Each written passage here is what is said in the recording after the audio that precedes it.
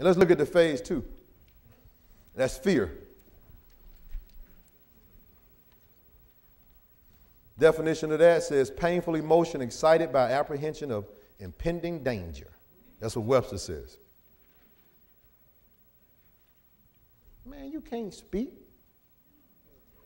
especially in front of a room of people. You know you can't speak, man. All the verbs you split. How you gonna do a meeting, man? Huh? Well, you can't stand in front of a room and talk to people. Who you think you are, man? Don't you know? Man, I know you. Putting that little fear in you. Man, you don't even have a college degree. People ain't gonna listen to you. People ain't gonna listen to you, man. You don't have a college degree. That's what they listen to. You know you've been working at the factory for a long time. How you gonna get in front of a room and talk to people about a business? So now you trembling because you scared. You like, man, he might be right. But they told me, I can just, somebody can help me, I can talk eventually, but I don't know, man. That fear kicking in. You're not even qualified to speak on those products, man. What if you lose your money? What if you lose your friends? They might even fire you from the job, man. If they find out you doing them pyramid thing, man, they fired Frank last week for that stuff. So they got Frank, he out of here, man, gone. Zitch, gone. Frank, gone, man. I told Frank. He pulling up in the parking lot with them magnets on his car. I told him.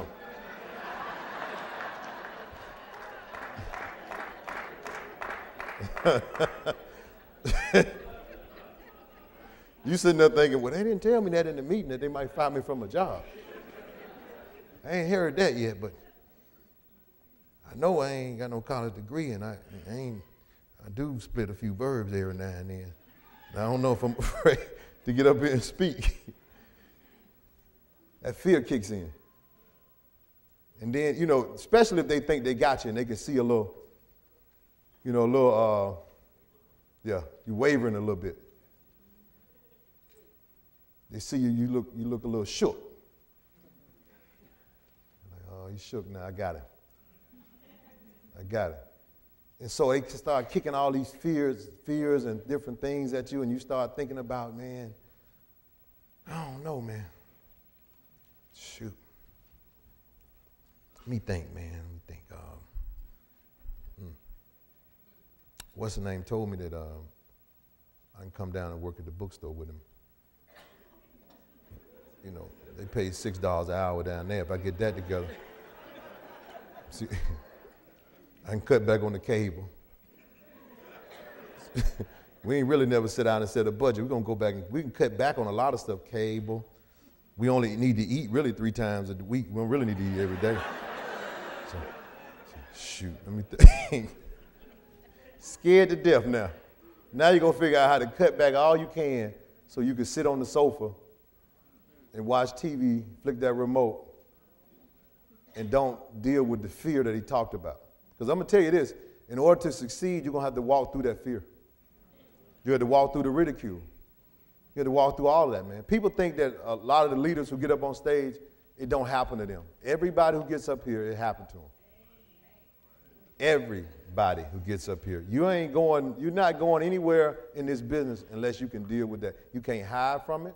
You can't run from it. You got to deal with the Noni man. You got to deal with the juice man. You got to deal with whatever you say. You got to deal with all that stuff. And stand strong. That's the definition of a leader. That's why we always say every leader in time excels. Because once you become a leader, you will. But you got to deal with all that. There's a lot of things that's going on in your mind because the way we were taught and raised. Because we really believe a lot of stuff they're saying because the system teaches them to say it, which means the system taught us to believe it. So if you shook at all, that means those thoughts are already there. I always say that. When somebody says something to you, if those thoughts are not already there and it's not even already bothering you, it doesn't affect you. If I came in here and said, anybody, I come in here and say, Tony, dude, you're a refrigerator.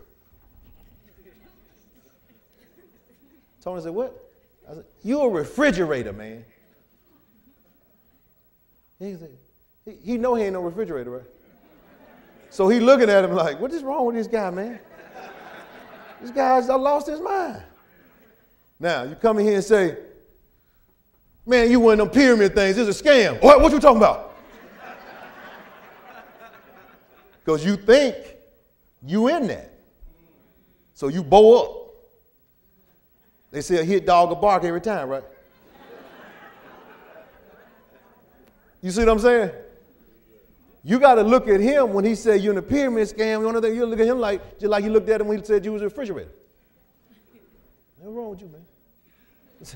That's the look you got to have. That's how you got to talk to people and understand and deal with that and know. But the problem is those thoughts have already been put in our head and already programmed in our head, and so it comes up. That's why I take a minute to get it. That's why you got to hang around for a while to get it. That's why you got to get in this environment and stay around these people to get it, because it's going to come. Those phases are going to come. Number 3, you in the business working now. Accusations and assumptions. Now remember I said that number 1 was the only one I didn't have no issue with.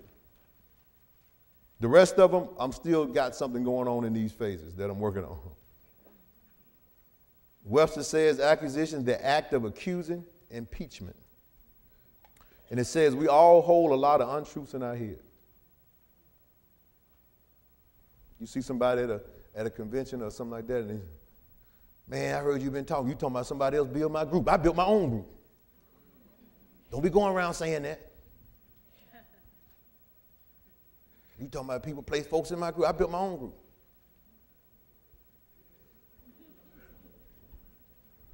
Ain't no wrong placement. Man, I heard you said I stole one of your potential IPCs. Or I swiped one in your organization. Did you say that? Somebody told you that 2 weeks before. The whole time is in you. And you're thinking about it every day because he said it or she said it. You don't know. It's accusations now. You don't know. And so as soon as you see them, you explode on them. So they said something to you. Hey, man, what's going on? Man, I heard you said I stole somebody out your group.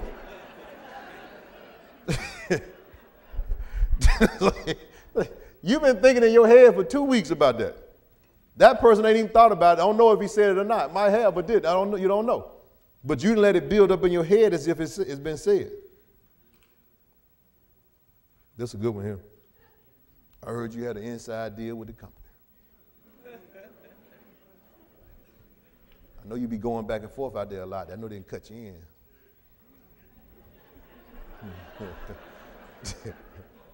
Hook a brother up.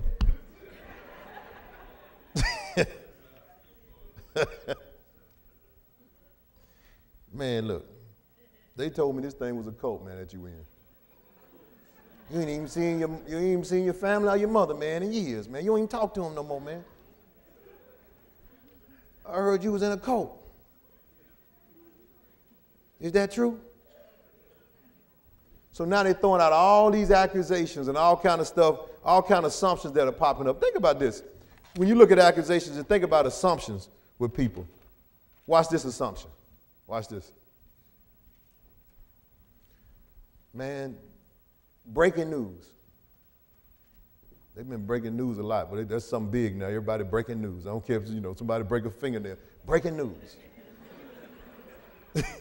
Every station fighting for to keep somebody on there. Coming up in 5 minutes, breaking news. All right? Breaking news. We outside of the courtroom. The defendant has made his confessions. Now, what you think? He said he's guilty, right? A confession don't mean he's guilty. He might have confessed that he ain't guilty. That's an assumption. The defendant has made his confession. We've been waiting on this for 6 months. His confession could be, I didn't do it. But we assume he guilty, because that's what we're waiting on. That's the assumption. And we have that.